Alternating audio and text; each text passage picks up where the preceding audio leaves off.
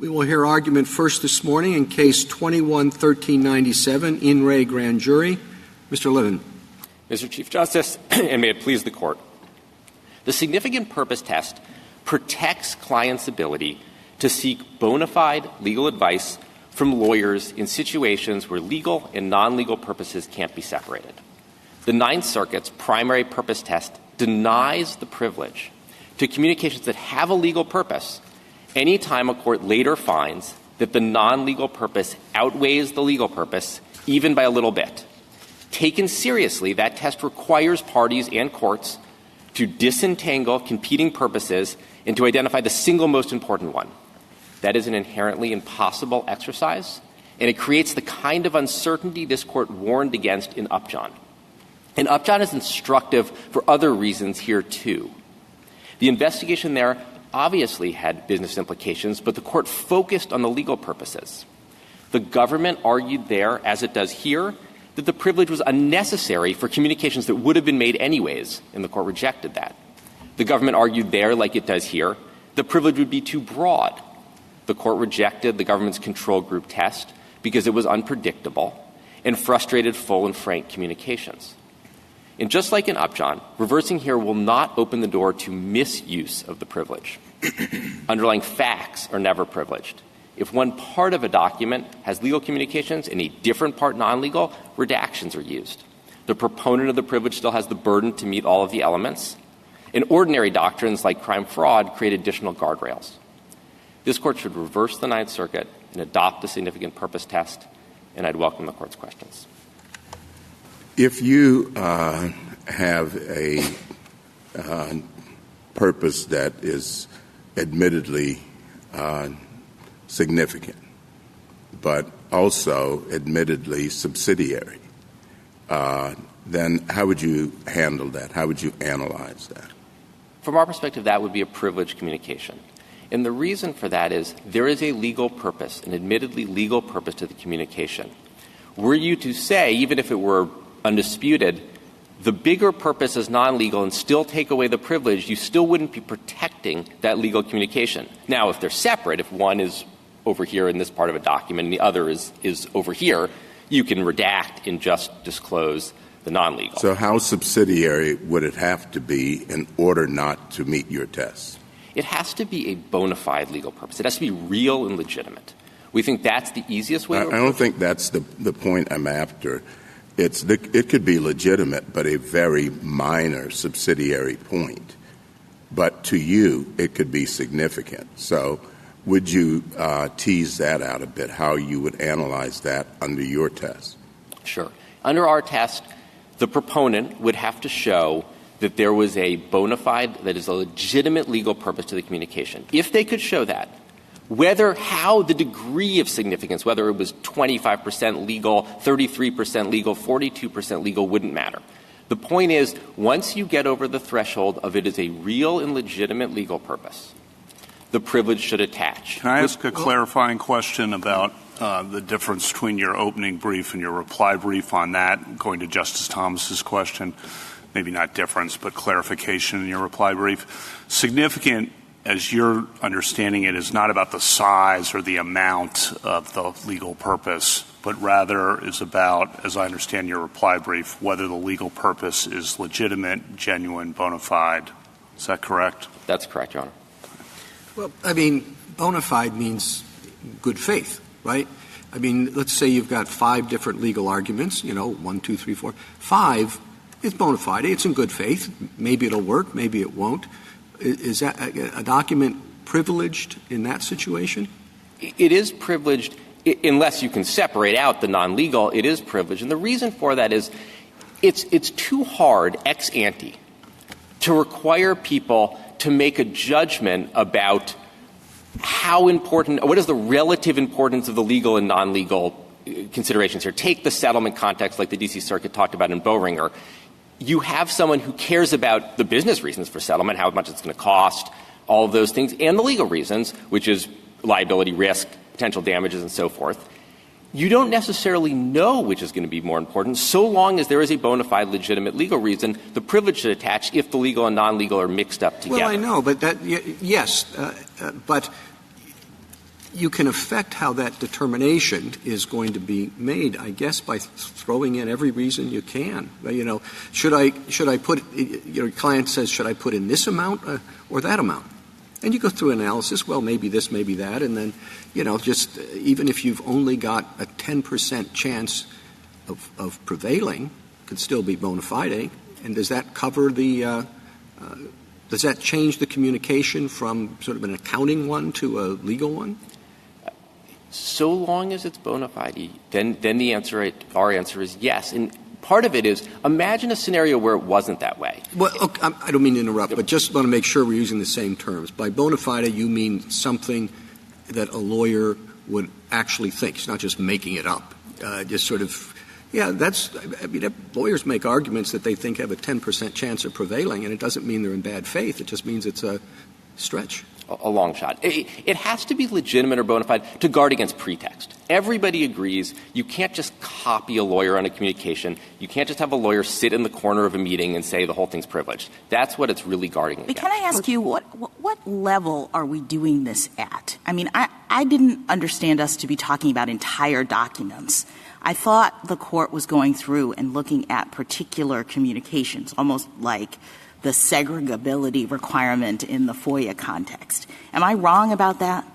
You're not wrong. It can be segregable all the way down to the sentence level, which is the district court in certain instances here did order redactions at the All right, sentence so level. if I'm right about that, I guess I'm trying to understand what is a dual-purpose communication.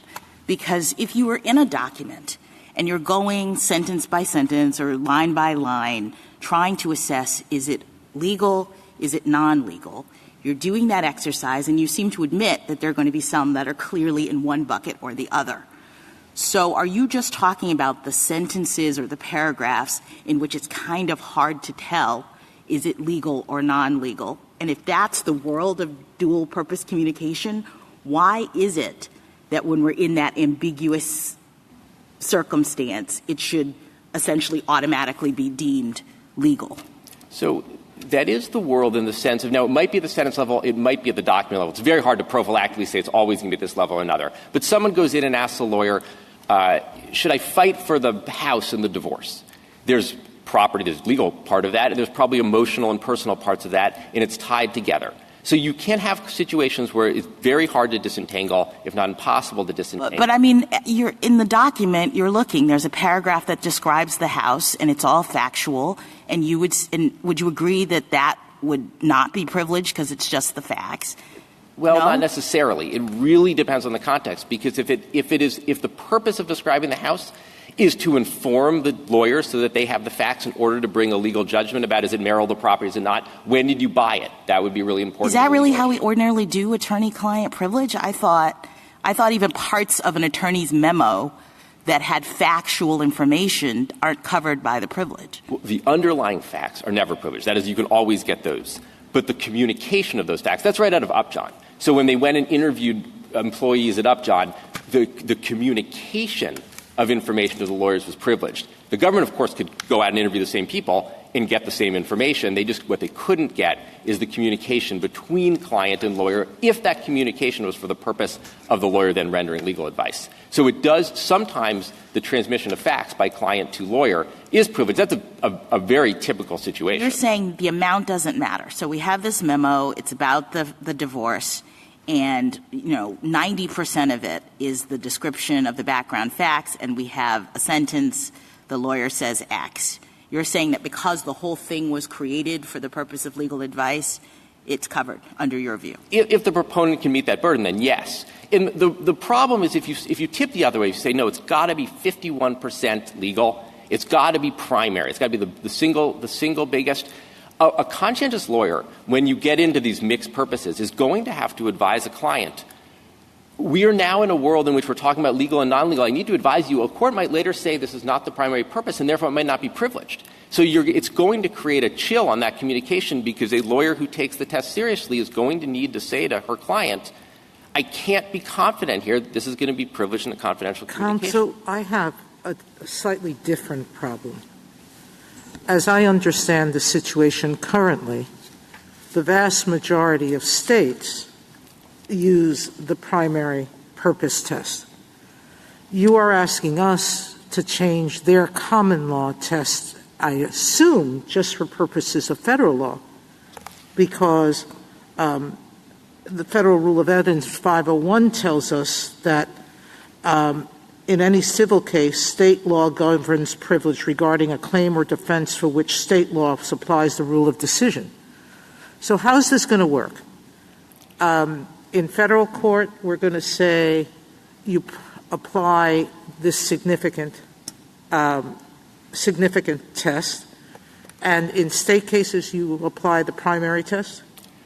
Well, let me say two things, Your Honor. One is, when you look at the state cases cited in the government's brief as examples of primary purpose cases, many of those, they say primary predominant purpose, but then they just look, is there a legal purpose? Take the Spectrum case from New York. It says primary predominant purpose is the test. And then it goes on to say the critical inquiry is whether it was made in order to render legal advice.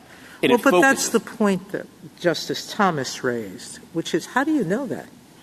If 1%, according to your test, if 1% of the purpose of this communication was to render legal advice, the whole communication is suppressed.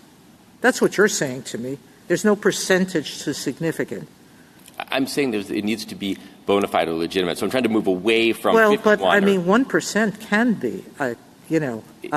Accountants every day fill out forms and help you figure out numbers and tell you what to do. And a small percentage is always legal advice. I think that this is that. And it may have a legal consequence. And yet we said accountants didn't have privilege. I don't know why lawyer advice that's predominantly business should be protected simply because you sneak in some minor legal consideration. Your Honor, let me talk to the accountants. But I still want to go back to this point, the one I started with, which is you're asking us to announce one test for federal cases and let the states do a different test, however they define that. They've never used the words that you're asking us to use. There are a few states that use significant purpose. Texas is one. But, Your Honor, I would point to the vast majority don't. I don't disagree with that. I would say in Upjohn, the control group test was widely used in federal and state courts. And after this court decided Upjohn, almost every state has moved to the Upjohn standard. But that's not our business, is it? No. The federal rules of evidence is not to give our sense of what's appropriate for the attorney-client privilege. We are directed to look at, in light of reason and experience, and so we should be looking at what those state courts are doing, not dictating to them what to do. Well, this court won't bind state courts. I agree with that. And this court does look to reason and experience, and we would say that, in fact, reason and experience support the significant purpose test because the primary purpose test, even when it's recited. Tell me, you make this claim that it's so difficult, but I really haven't seen much to say that it's difficult to administer. I don't see a rounding number of courts in states or even federal courts saying, I can't figure this out. This particular judge, I think, was meticulous in separating out documents. As you said, this judge picked out sentences and redacted them. This judge upheld your objections to a number of disclosures based on points that you raised with respect to the legal nature of the communications. So I don't see how judges are having the hard time you're talking about. Your Honor, I'd point to the Polaris case from Minnesota, which was recently decided after the Ninth Circuit's decision here, and it does adopt the primary purpose test. And then you have a majority and a dissent that look at the same investigative report, and they come to diametrically opposite views. I mean, you have one case, Mr. Levin, in your briefs, and now you're raising it again here. But I think Justice Sotomayor's point is a bigger and broader one. I mean, we've had the attorney-client privilege for a long time, and until 2014, nobody ever suggested that the test that you're proposing is the right one. Everybody instead used the primary purpose test. Some used it explicitly. You know, this was one purpose, this was another purpose. Some didn't, but that was the nature of the test that they understood themselves to be applying constantly. And what Justice Sotomayor is saying is there's no particular evidence of confusion, nor is there any particular evidence of chill. Why would there be chill? Because by definition, if there is a primary purpose that's non-legal driving the communication, somebody will make that communication because they have a non-legal primary purpose to do so. So this is a big ask, and it's an ask that's not particularly consistent with the underlying nature of what the attorney-client privilege is supposed to be protected. I don't think it's a big movement. And I would say if you look at the restatement, it does say primary purpose, and then it immediately moves from there to is there a significant purpose in the same comment. In the reporter's note said American courts look to the significant purpose. I understand that's not the official view of the ALI, but it is a comment about what the courts are actually doing in the main. Well, I have to say, just as you have one case, so too you have one treatise or a secondary authority, and that's the restatement. And the restatement is itself equivocal. It goes back and forth. You have one statement, Ms. Hansford has another sentence. So you have one equivocal sentence in the restatement, and everything else points the other way to the primary purpose test. I think the problem, Your Honor, is if you push the primary purpose test to its serious and logical conclusion where you require 51% to get there, you will be in a world in which it is very difficult ex ante to predict that, and lawyers will have to start advising clients. I don't know that this conversation will be privileged because we are talking about both, and I don't know how a court will come out. And the other thing I'd say, because you made the point about the communication would have been made anyways. That's a really important point because the government made that point in Upjohn, and the court rejected it in footnote 2. It says it proves too much. You could say that about many, many communications to a lawyer. If someone's in legal trouble, they would have talked to the lawyer anyways, because what else can they do? Well, I'm sorry, finish, please. No, thank you. Well, I mean, following up on this point, I mean, your big policy point is chill. And your point that the lawyer would have to advise the client, I'm not sure if this is going to be privileged. But isn't that the case already? I mean, you don't know whether you're going to be sued on a state claim or a federal claim. And so you might be in a state that, like most states, doesn't follow the primary purpose test.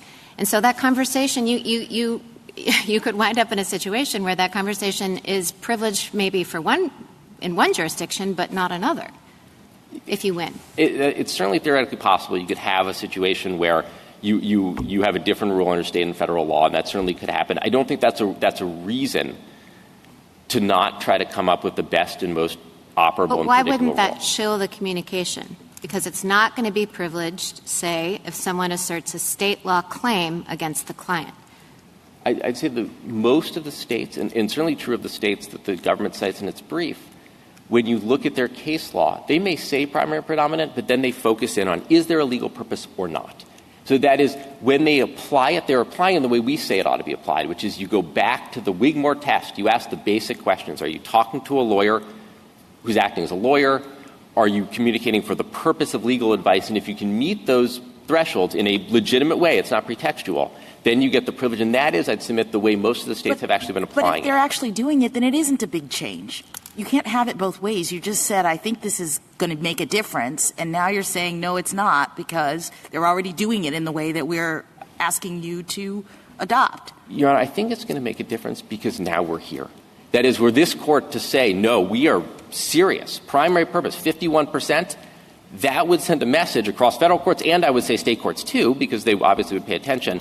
Were this court to say, no, we're going to anchor the test in the traditional privilege, and we're going to say if you can meet the standards and you can meet them in a real way, that is, there's no pretext, you're not trying to manufacture a privilege in some abusive way, then you have a privilege. And that is a clearer, more predictable test that will appropriately protect attorney-client. Some of the amici in support of you say that communications are privileged as long as any purpose of those communications is to obtain or provide legal advice and no other well-established exception applies. Do you agree with that?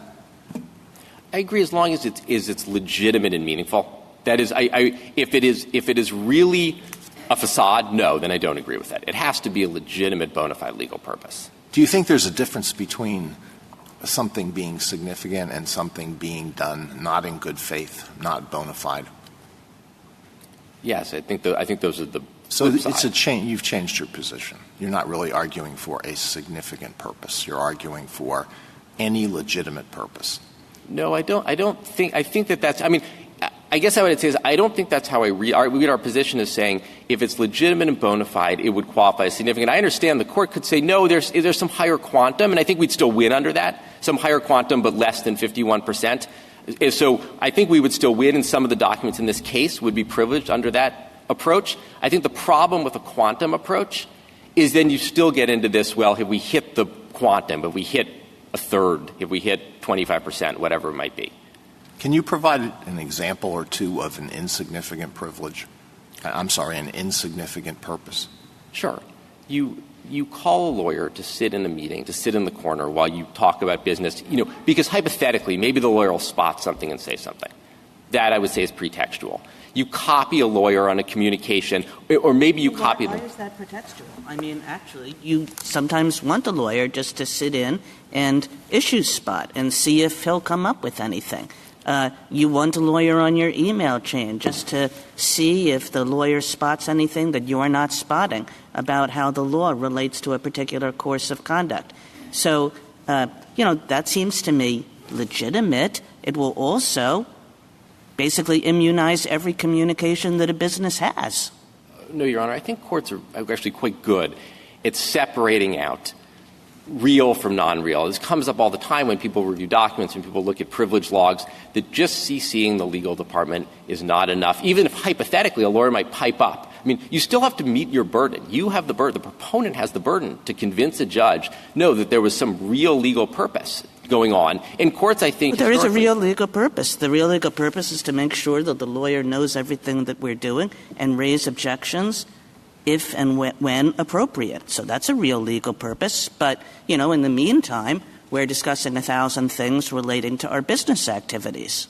I just don't think courts have done it that way without falling back on it's not 51%. Take the Vioxx case that the government cites, where the company's position was everything that we do where a lawyer's copied is privileged because we're a regulated company. The court rejected that appropriately, but then it said it is relevant. That context that you're a highly regulated company is relevant because we want regulated companies to talk to lawyers. It's not a bad thing to talk to a lawyer.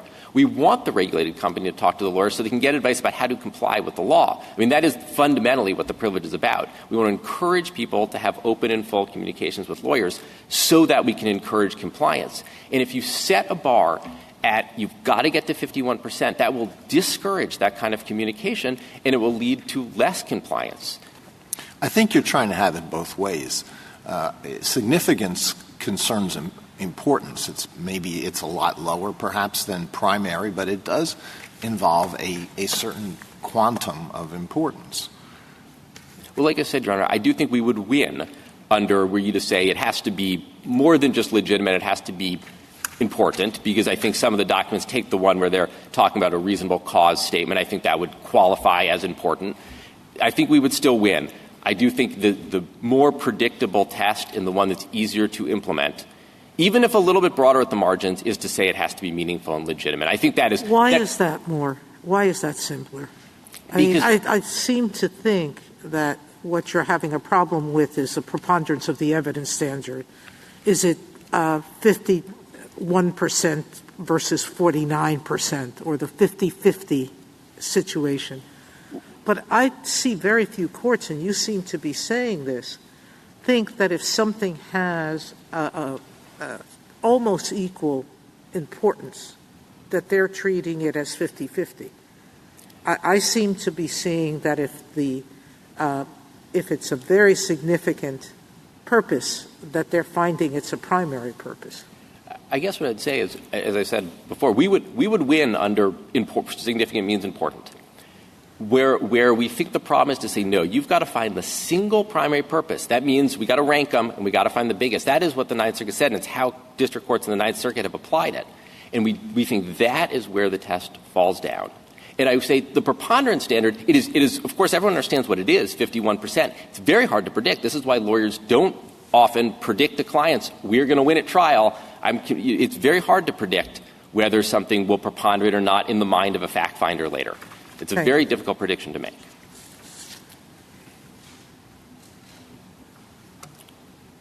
Thank you. Why don't we move on to our next stage here?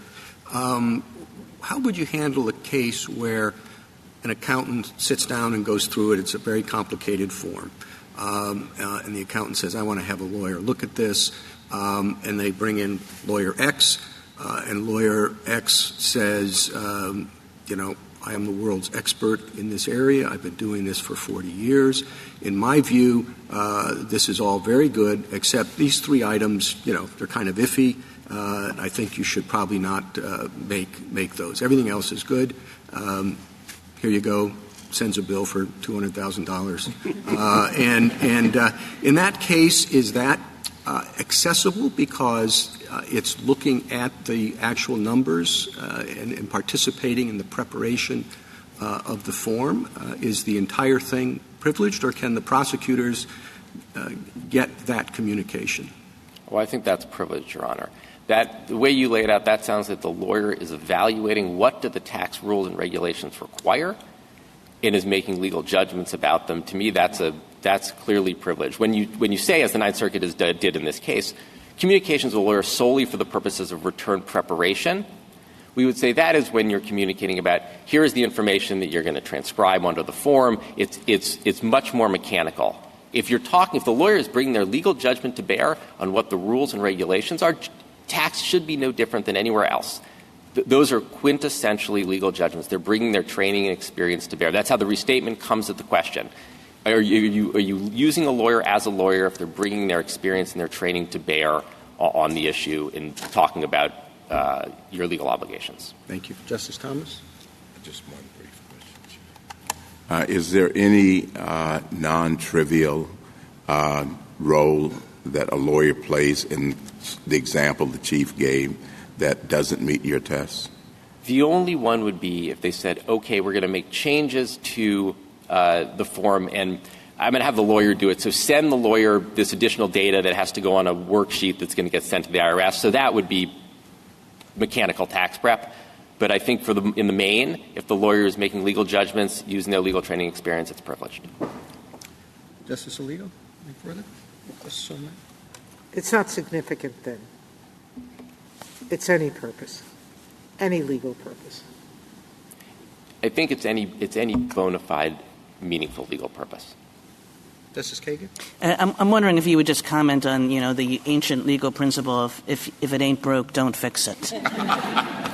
So here's what I'd say to that, Your Honor. I think we've come to a point, once we had the D.C. Circuit identify the problem in taking really seriously primary purpose and saying you actually do need to rank them and decide which is number one, I think it pointed out that you have a test, primary, the courts weren't really, for the most part, actually trying to do and say, I'm going to rank them all, I'm going to decide which is number one. And once you've set up that issue, if this court were to say, no, we're serious, you got to rank them, you got to pick the biggest, it will create a problem where maybe none would have existed if everyone had just gone on the same way, but I think now the issue is presented. Thank you. Just to unpack that and your answer to Justice Sotomayor about the case law, my understanding of what you're saying is that courts have articulated primary purpose quite a bit, pretty routinely. But when you actually get into the cases and look at them, they're not actually trying to figure out, at least some substantial portion are not trying to look out what's the 5149 purpose, but are rather doing what you say. And so they're not really doing what the label primary purpose would say. That is our view, Your Honor. Yeah. Justice Barrett? Justice Jackson? So you've identified the problem of courts ranking and coming up with the most significant purpose. But I wonder about the opposite problem, which seems to be what is being teed up by your now, I think, new perhaps definition of significant, which is the problem of having a legitimate, bona fide, but as Justice Thomas pointed out, clearly secondary, subsidiary purpose. We have a situation in which everyone would agree, even the lawyer sitting there, that the primary purpose of this communication is a business decision or discussion. But the lawyer adds a point.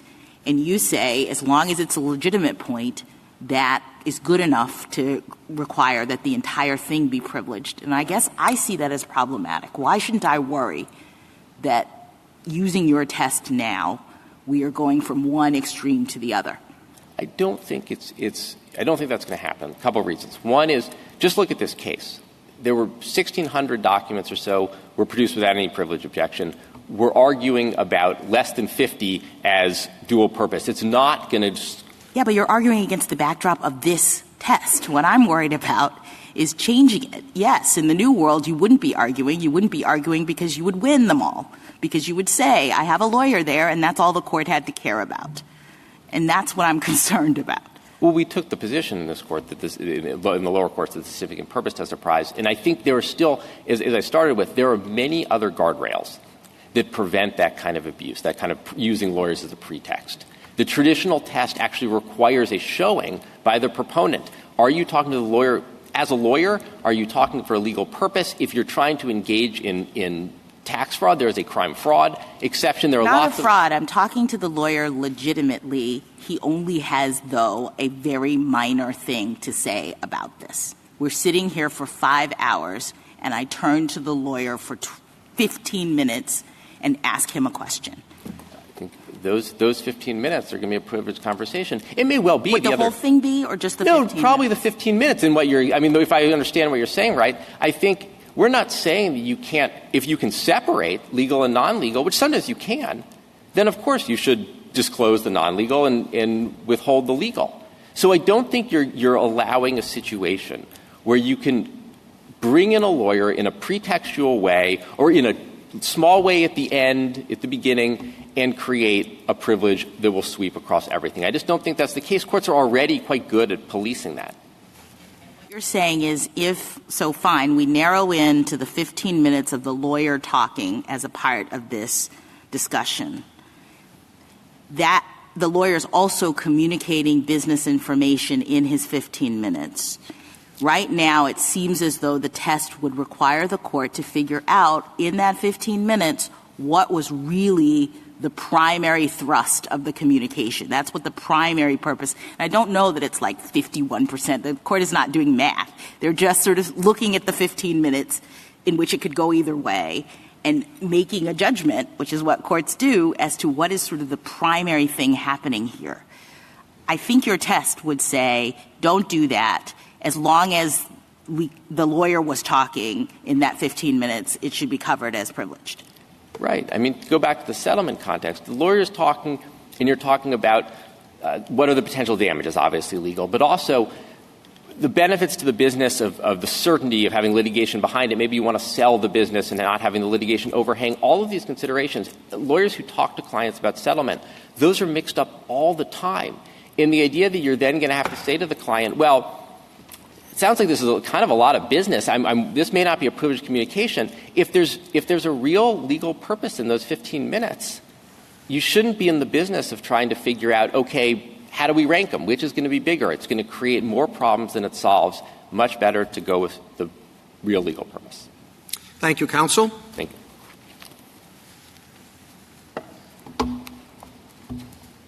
Ms. Hansford? Mr. Chief Justice, and may it please the Court. The public has a right to every man's evidence. The attorney-client privilege creates an important but limited exception to that rule for communications seeking legal advice. But outside the context of legal advice, the every man's evidence rule governs.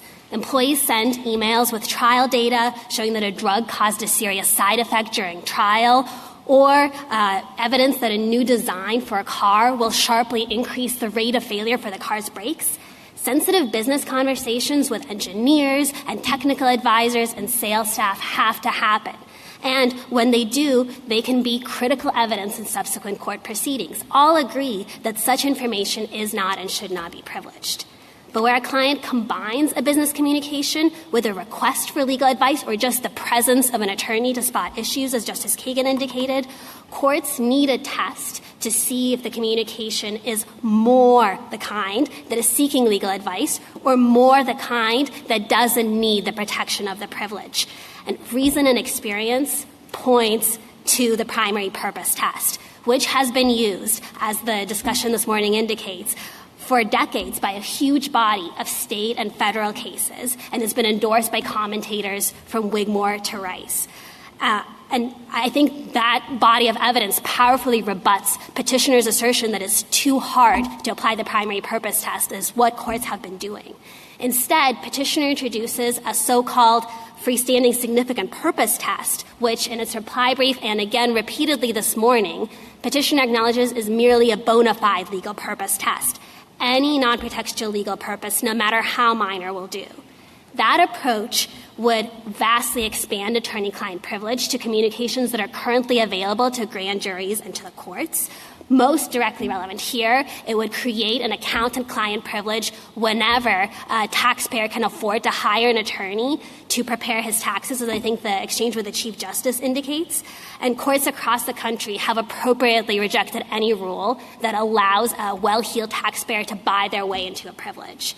I think as the Court of Appeals recognized, and for many of the reasons that Justice Sotomayor mentioned, for the 54 documents at issue here, this really was not a close case. And petitioners' effort to expand attorney-client privilege to capture these documents should be rejected. I welcome the Court's questions. I'm interested in the other end of the spectrum here, as opposed to where I was with petitioner. What would you do if the purposes were in equipoise, or if the legal and the non-legal could not be disentangled? Absolutely, Justice Thomas. So our primary submission here is the concern about the end of the spectrum you were discussing earlier, where there is a predominant non-legal purpose, which is the case here. In the difficult cases where the purposes are in equipoise or cannot be disentangled, we have no problem with what we view as the Kellogg Court's approach to those difficult cases, which is to say courts are not doing math. They don't need to try to assign 52%, 48%. Once there are multiple really meaningful purposes and courts can't tell what to do with that, and there isn't a purpose that is clearly predominant, we are fine with kind of a tie goes to the runner rule in favor of the privilege in those cases. Well, that's really asking courts to parse things pretty fine. Is this a 52-48 thing, or is it in fact, a tie? I think it's important to keep in mind what the judges have to do here, which is go through these documents. 1,600 documents in this case, and I don't even think that's regarded as a big collection. And you get a memo, and you're talking about 3 different legal issues, and under your test, the judge is supposed to decide, of these 3, this one is the big one. That's the one that's most important, and that doesn't have anything to do with this or whatever. As opposed to your friend's test, which recognizes the reality that, there are 3 things there. They're pretty much the same. And the judge, I think, in that case can say, okay, this is privilege, rather than having to look at it much more carefully. They've got to go through a lot of these documents, in many cases, rather than having to say in each instance, this one's this much that, as opposed to, there are 3 legal issues in this case. He got a memo on 3 different legal issues. It seems to me that your approach really puts a lot of work on the judge. So, Mr. Chief Justice, 3 thoughts about that. So, at first, I was trying to say that if it's 48-52, we're not asking courts to say, is it 48-52, is it 50-50? Once they're really close and you can't parse which one is the dominant, we think it's okay. Yeah, you understand how the next question is. What if it's, 60-40? So absolutely, and I recognize that there's a lot that district courts need to do to assess the application of the privilege, and I guess the first answer I would give on that is that the way courts have been doing this for a very long time is using the primary purpose test, and I think switching to a new test would be really destabilizing, and I think would actually reopen a lot of questions that courts have already resolved. And the rules of thumb that I think because of this practical reality, I think Justice Kavanaugh is right that as a practical matter, in certain contexts, courts kind of have rules of thumb that they view a legal purpose as predominating in certain contexts because of that difficulty, and I think switching now would make things harder for district courts. I'm sorry, but it's the point that I understood Justice Kavanaugh to make is that it's not as if they've been doing this for a long time. Your friend conceivably say they've been doing what he wants for a long time because, they'll say primary, but in fact, they look at it, and if there's, you're going to be focusing on one issue, I don't know that you'd say, well, you're out of luck because I'm going to say this one's primary. I mean, to a certain extent, I think we're talking about labels rather than analysis. So, Mr. Chief Justice, to the extent we're talking about labels, what we care about here is the substance of the test and not diluting the purpose to such a low level that it's really any purpose will do. And I do think that to the extent petitioner's rule is easier to apply, it's really because it's just a rule that everything is always privileged. And in that sense, it's easier, but that's not how we do the privilege analysis. And I think there's a good reason that petitioner moves away from the opening brief's articulation of its test, which was important but less important, because that's actually harder to apply than a primary purpose test. That takes away the inherent measure of a primary purpose test, which is a comparison to other purposes for just some abstract inquiry. And that's why they're replacing it with a bona fide purpose test, which I think would be satisfied in virtually every situation. Well, I think you're walking away from your argument, too. Now, maybe this is artificial, but let me ask this question. We're supposed to look to reason and experience. Let's put experience aside, all right? We're just on the reason part of it.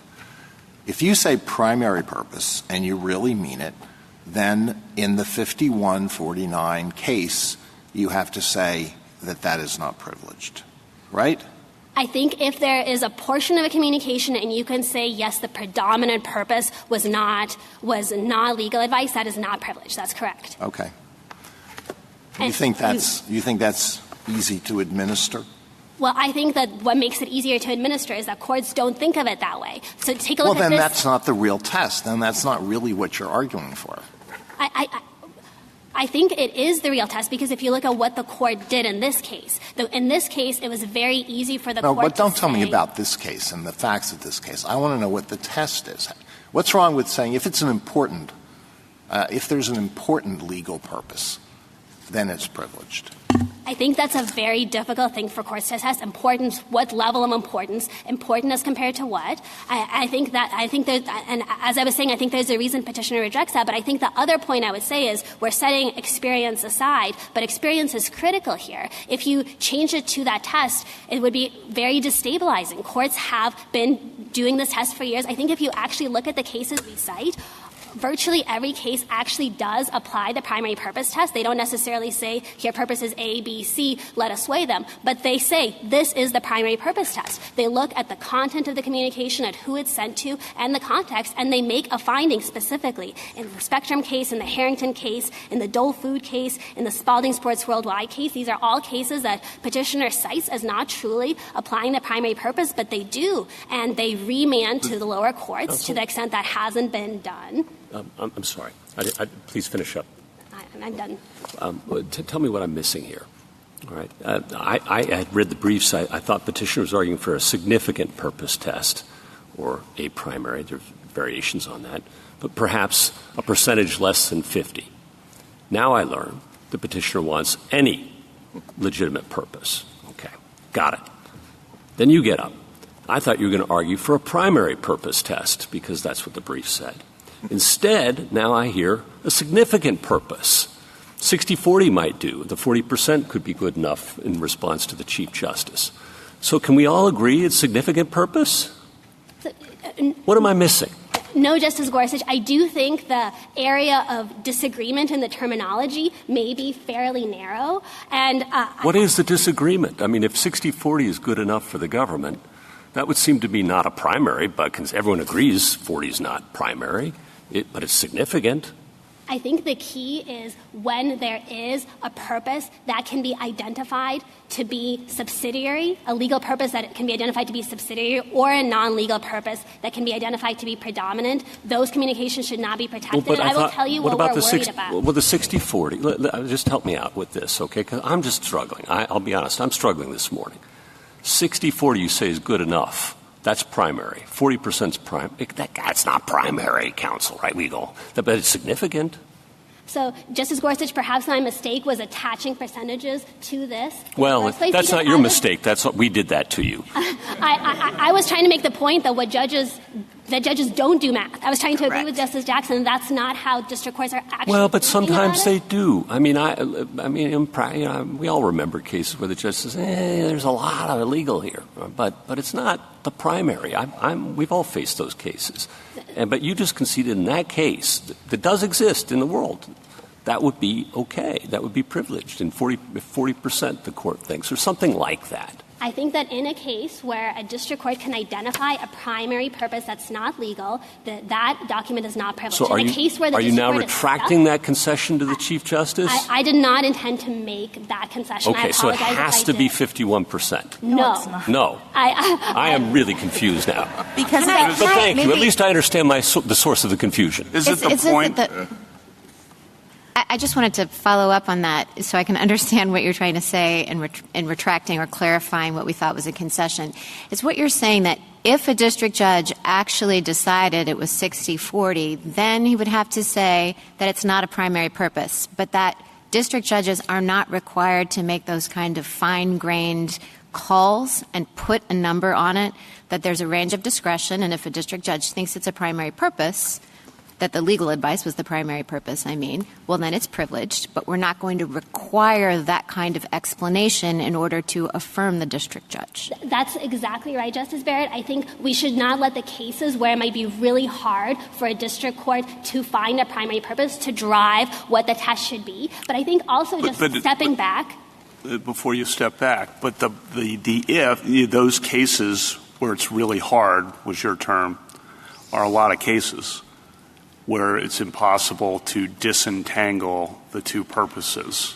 And the question is what to do in those cases. And I understand your answer to be district courts do not need to try to do some metaphysical parsing of those cases where they make a judgment that they can't disentangle the two purposes. That's right, Justice Kavanaugh. If you write an opinion saying it's the primary purpose test, it's always been the primary purpose test, there are hard cases, and here's some guidance, lower courts, what to do in a hard case, then we are entirely happy with that, and we're entirely happy with adopting a lot of what the Kellogg opinion said and giving that guidance for the hard cases. Including internal investigations. Including internal investigations, which I think is a classic situation where it's really hard to extricate the purposes. But, of course, the last line of that opinion would be affirmed because this is exactly the opposite case. Here, there's a finding that there was a non-legal purpose that was predominant, and petitioners here saying that is a legal error. So we adopt the Kellogg standard, which was significant purpose, but we call it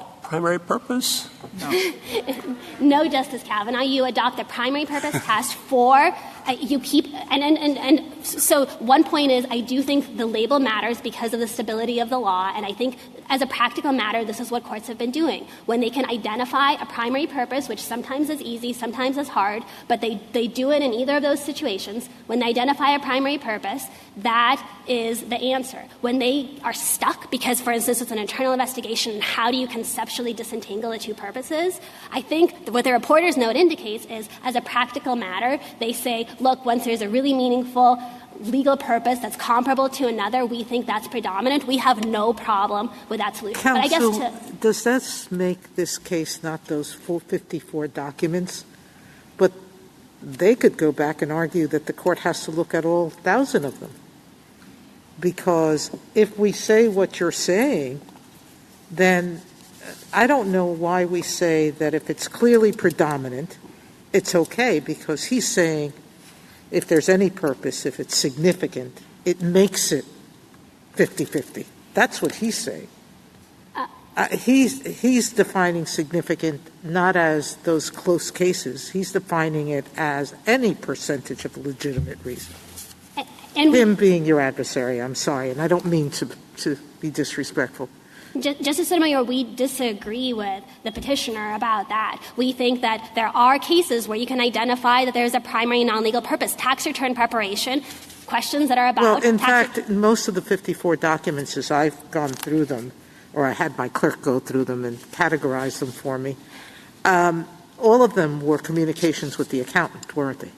the overwhelming majority were communications with the accountant, which I think shows just how broad petitioner's rule is. It's not just an accountant-client privilege whenever you have a lawyer doing the work. It's whenever you have an accountant employed by a law firm. And I think that really is a sea change. And Justice Gorsuch, I'm reluctant to go back to you.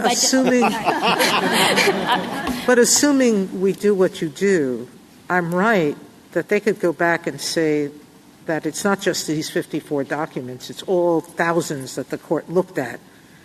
It has to go back and decide whether primary meant really clearly primary or somehow they were close enough not to count. No, I don't think so, Justice Sotomayor. I think we're just... No, that's not what you want, but I'm asking you whether it's a risk. I think it's a risk of ruling in favor of petitioner. Well, I don't certainly think it's a risk of ruling. Certainly if we say it the way he does, which is any legitimate purpose, no matter the percentage.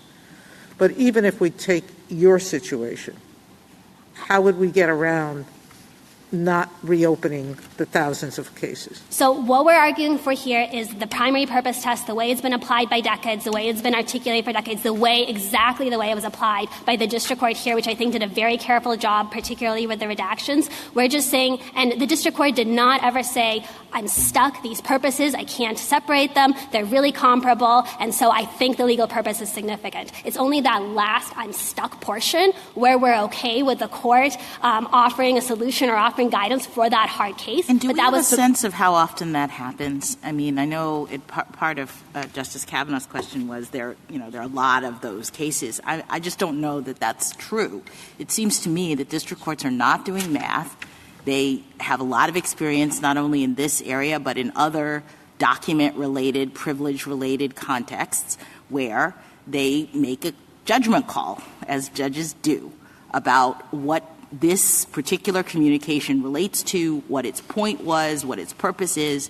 And it seems to me that opposing counsel already conceded that if it's clear that you go through each document and you look at the various sections and even down to the sentence level, and the judge could be doing his triage back and forth, and that really we're only talking about, quote, dual-purpose communications in the context of one that is hard.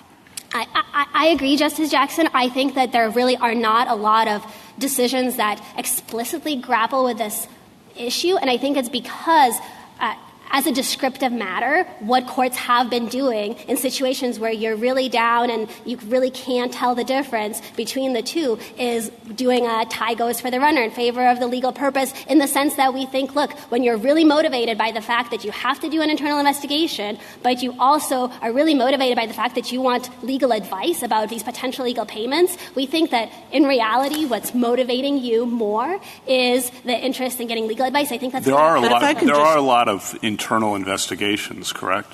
Yes, there are, and how courts... So the issue here is important in lots of situations, not all of which might reach a district judge. That's absolutely correct, Justice Kavanaugh. What courts have done most of the time is said internal investigations that have a meaningful legal purpose. You could have one that's just purely about corporate policy, for instance, that doesn't have any legal. I think that's what courts have done in practice. I think including something in the opinion that makes it clear that that's appropriate could be helpful to the courts. We're not trying to minimize that, but that is not at issue here. So if I could just understand, if we put the bona fide test to the side and just focus on petitioner's original brief, which is the significant test, and you've made the case, and I think it's right, that there is a difference between the significant test and the primary purpose test, because there are a category of cases where you might have a significant interest, but it is subsidiary, and you know it's subsidiary. But what is the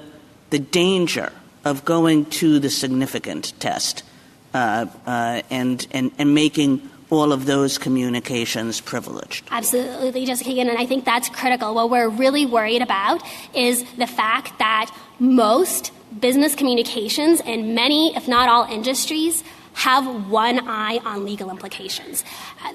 Every time you are putting together clinical trial data about a drug or the results of the simulation about the new car, you might have one eye on the legal implications, and you can include a lawyer on all those communications, not as a pretext, but because you want the lawyer to issue spot. And not just not as a pretext, but that's significant. I want my lawyer's eyes on this.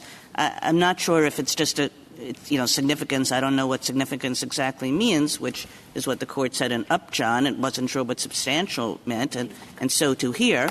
But, eyes on to check for legal problems, that's not insignificant. I know that. And so all of that would be covered, wouldn't it? Absolutely, Justice Kagan. And I think that goes both to the administrability problem, but also to the sweeping sea change and how difficult it is to rein in any kind of significance test once you divorce it from the primary purpose framework. You can say in those cases the predominant purpose was getting the engineer's advice or the business advice. Otherwise, the kinds of communications that have to happen and that would be available to court proceedings would all become hidden. And I guess just to give one real-world example of that, one court that we view as actually adopting a freestanding significant purpose test is the D.C. Court of Appeals. And in the Moore decision, which we cite on page 30 of our brief, the D.C. Court of Appeals relied on the significant purpose test to overturn a criminal threats conviction for a criminal defendant who in a prior proceeding had told his attorney, his defense counsel, that, to paraphrase, he hated the prosecutor and planned to kill her. And the D.C. Court of Appeals looked at that and said, well, no, that doesn't have a primary purpose of getting legal advice, but he was talking to his defense attorney, and we think that had a significant legal purpose, and took that away from the courts and reversed the conviction on that basis. Now, I think that just illustrates the danger of, what is significant is in the eye of the beholder, and once you divorce it from the primary purpose framework, you can get extremely sweeping rulings, both in the criminal context, but also in terms of sweeping in all internal communications at companies. Can I ask you what you think our role is in doing this? We're supposed to look to reason and experience. So do you think that our role is different from that of a state Supreme Court in a state, let's hypothesize, that doesn't have any case law on this issue?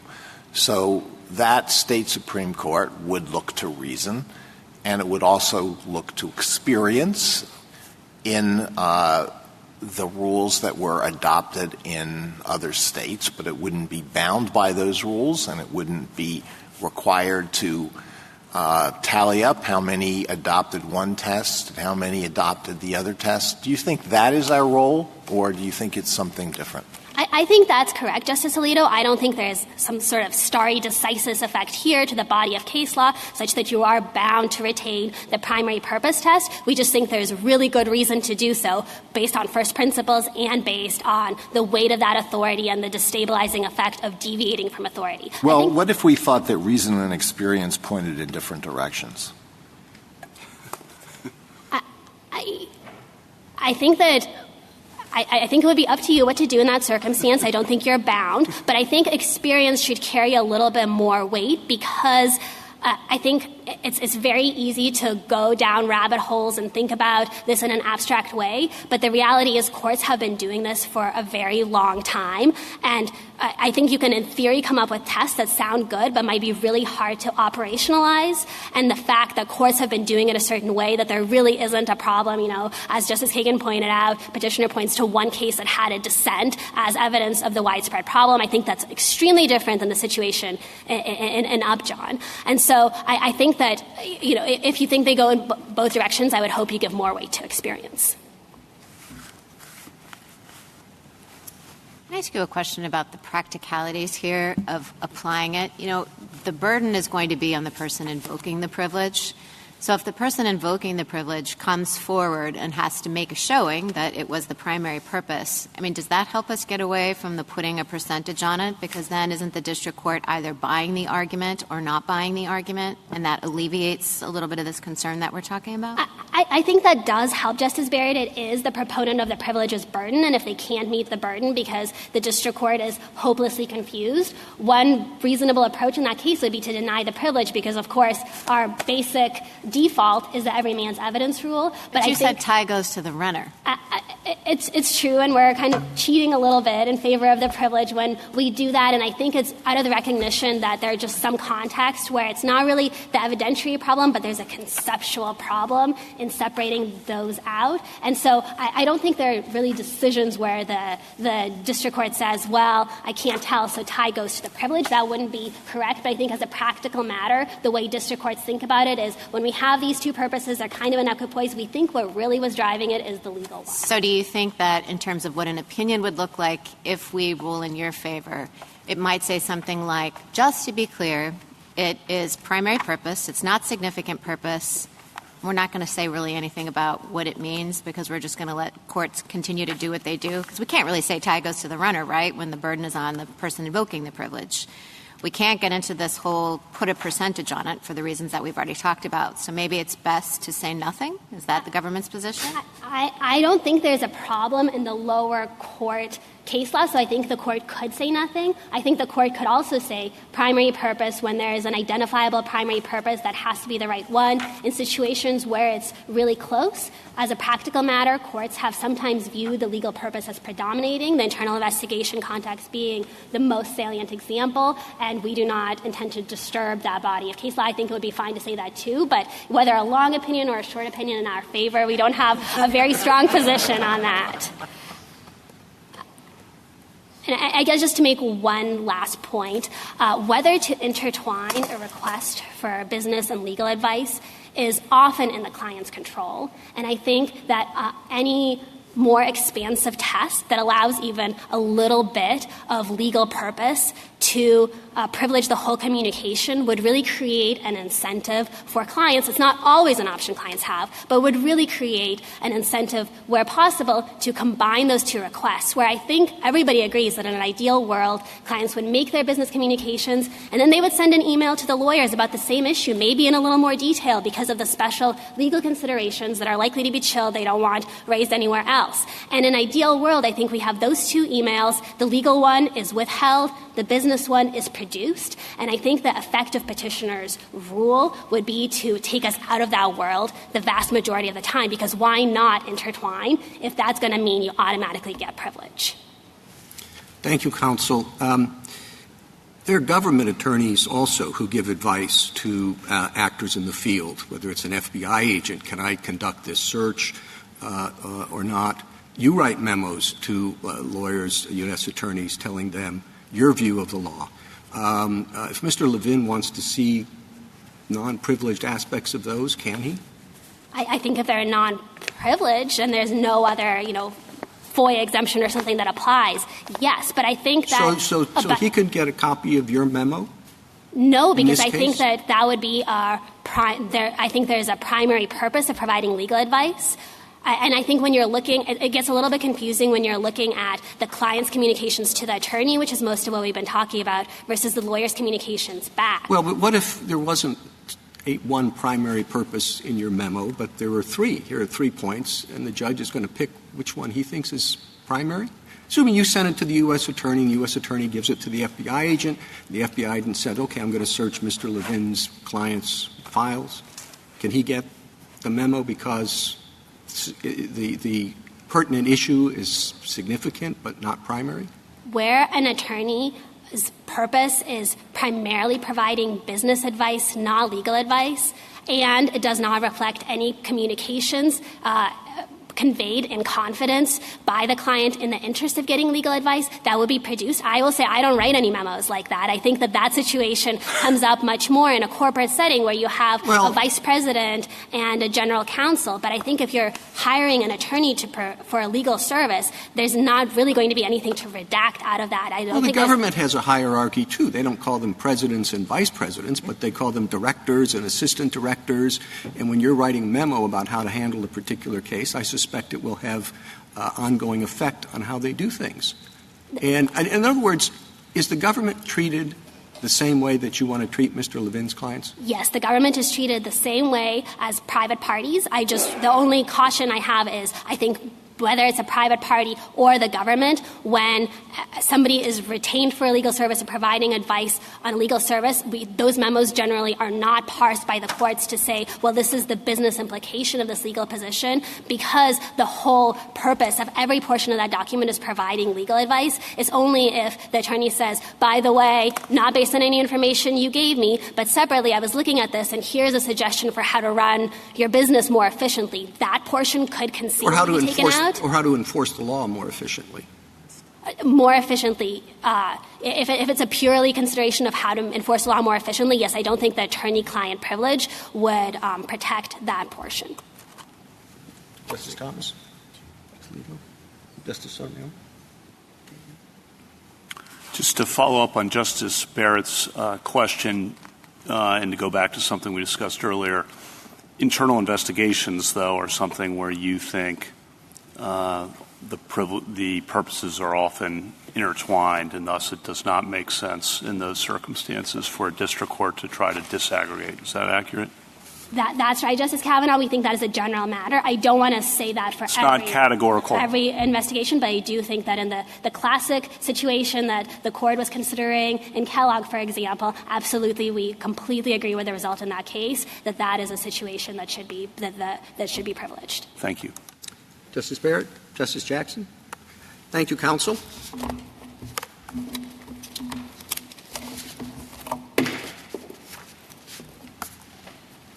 Rebuttal, Mr. Levin? Where the Ninth Circuit went wrong is when it said you have to have a single primary purpose. That test is a mistake because it requires the kind of disentangling and ranking that is so hard to do. Were this court, let me be clear, were the court just to write the Kellogg and Boehringer opinion, we would win. We do think bona fide is the right way to look at significance, but were you to say significance means important, we would win under that standard. You have to reverse the Ninth Circuit because the Ninth Circuit said you need a single primary purpose, and inherent in the word primary, it's the ordinary meaning of primary, is first. That means something has to be first, something has to be second, something has to be third. So we think that is where the Ninth Circuit went wrong. Second, let me say very quickly on the documents to Justice Sotomayor's point. The answer, I think, to your question, Justice, is no. It would not reopen all of the documents. 1,600 were produced without a privilege objection. There were 300 that were disputed, and most of that dispute was resolved on other grounds. Either the privilege was upheld under the predominance test, or there was a waiver or a crime fraud issue or something else. So no, this doesn't reopen everything. Let me say something about the idea that, to the government's point, that internal investigations may be presumptively, most of the time, are going to be predominantly legal. The idea that we're going to start slicing and dicing and say, well, investigations, yeah, those are generally privileged. Maybe tax stuff, not so. That is a recipe for confusion. It's too hard to separate. A lot of investigations have to do with tax law. Upjohn did. The court rejected that approach in Swidler where it didn't want to, even that was between criminal and civil. You shouldn't go down that road here. Let me say one thing about the Chief Justice asked about the government's being susceptible to discovery. There's 13 amici in this case. They all came in on our side. These are lawyer groups and business groups who propound discovery as well as respond to discovery. That is, they often have an interest in getting documents from another side, so they are not just looking for the broadest possible privilege to protect their own clients' communications. They want a workable privilege so that it can be practically used in the real world of lawyering. If it weren't that way, you would have seen people coming in both directions on that. And finally, let me say something to Justice Alito's question about choosing reason or experience. And I see the tension. And I would say in Upjohn, the court went with reason over experience. And that has proven to have been a wise and workable decision for 40 years. And I'd urge the court to approach this the same way. Thank you, counsel. The case is submitted.